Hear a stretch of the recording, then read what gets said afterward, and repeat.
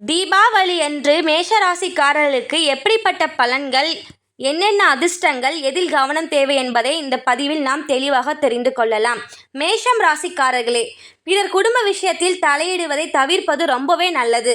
அதே போல உங்களுடைய குடும்ப விஷயத்திலும் மற்றவர்கள் தலையிடுவதை தவிர்ப்பது உங்களுக்கு நன்மையை ஏற்படுத்தும். வெளியூரில் இருந்து நல்ல செய்திகள் வந்து சேரும்.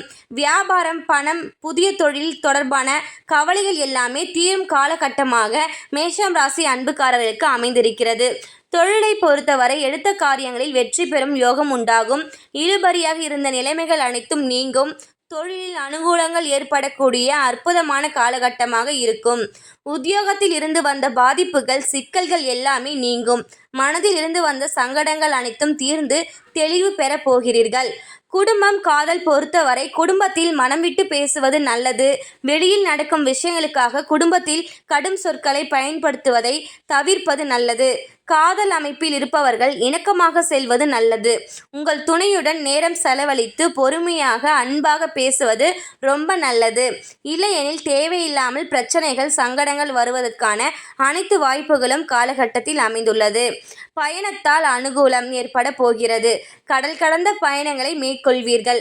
அந்த பயணங்கள் மூலம் அனுகூலம் ஏற்படும்.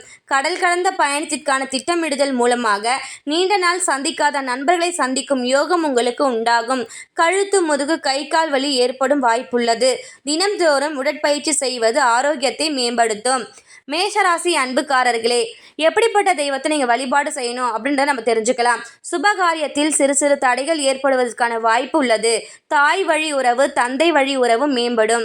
எடுத்த காரியங்களில் ஜெயம் ஏற்படும். துர்க்கை வழிபாடு சந்தோஷத்தையும் மன அமைதியும் ஏற்படுத்தும். அபிராமி அந்தாதியை படித்து வந்தால் பலவிதமான முன்னேற்றங்கள் ஏற்படும். அற்புதமான வாரமாக இருக்க போகிறது மேஷராசி அன்புக்காரர்களுக்கு. ஓகே நண்பர்களே, இது போன்ற பதிவுகளை தெரிந்து கொள்ள நம்மளுடைய சேனலை மறக்காமல் சப்ஸ்கிரைப் செய்து வைத்துக் கொள்ளுங்கள். அடுத்த வீடியோவில் சந்திக்கலாம்.